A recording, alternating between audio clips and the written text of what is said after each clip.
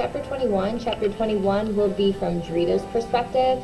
Just remember, up until this point, the last few chapters, Drita and Maxie have been actively talking about becoming friends, forming a friendship, and it seems like Maxie made the first real move in our last chapter, chapter 20, when she called Drita at home to chat with her. It was really about the project specifically, but we did get an idea from reading in the last chapter from Drita's perspective, or Maxie's perspective, that she was also calling because she had made a promise to Drita about becoming her friend.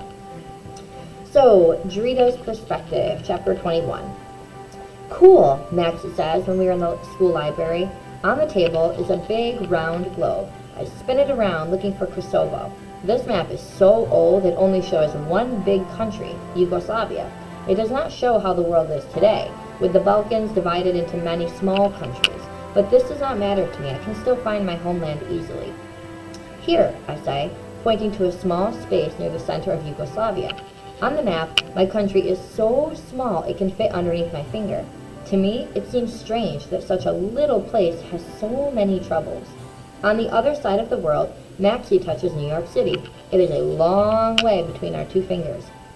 I think for a moment until I remember the right number that my father has taught me. 3,000 kilometers, I say.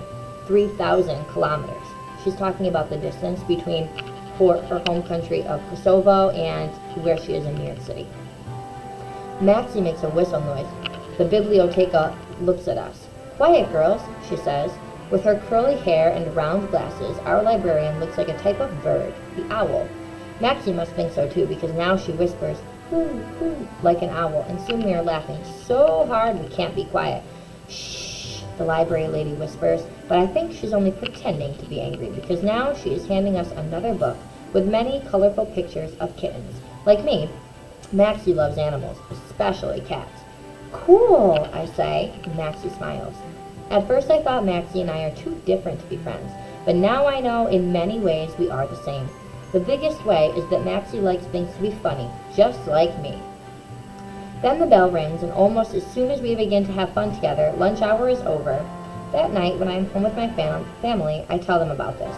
In my school, there is not so much time for friendships, I complain to my father as we finish dinner. My grandmother puts some dishes in the sink. That's all right, she says. You need to concentrate on your lessons. I do not understand why my grandmother says this. I thought she wanted me to make friends with Maxie, but I am happy when my father agrees with me. Nonsense, he says. This friend can probably teach Drita English faster than any school. It's only through conversation that one learns a new language. I think about what happened in the library. Maxie did teach me some new words today, and we like to talk to each other very much, I tell him. See? Drita knows this already, he says to my grandmother. From inside my mother's room, I can hear the television playing. Today, Nene did not come out of her room even one time to talk to me. Maybe I can think of one thing that will cheer her up. Hey, maybe I can invite Maxie over? I ask. No, says Guichet. Yes, says my father. My son, are you forgetting something? Guichet argues with my father. Oh, Mother, Drita must enjoy her life too, he says. This is not the right time, Adam, my grandmother says, using my father's familiar name. But my grandmother knows that she will have to agree with him. In Albania, it is always like this. The father is in charge of the family. Keshun is the only day she could come. At least Miss Murphy will be here on that day to translate, my grandmother grumbles at last. I am so happy I climb onto my father's lap and give him a big kiss. Then, with my father translating, I call Maxie's number and make the arrangements. From the way she is putting the dishes in the sink, I know Guichet is upset. But when she sees how happy my friend will make everyone, I think she will change her mind.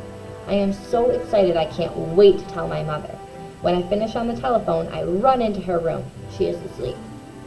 My friend is coming for a visit, Nene. Isn't it wonderful? I whisper. My mother just shifts in her blankets and pulls the cover over her head. Inside, I hope she is smiling.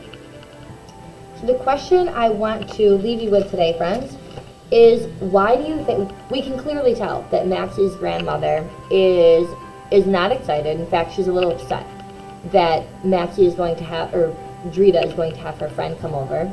to the house. And I want you to just kind of ponder.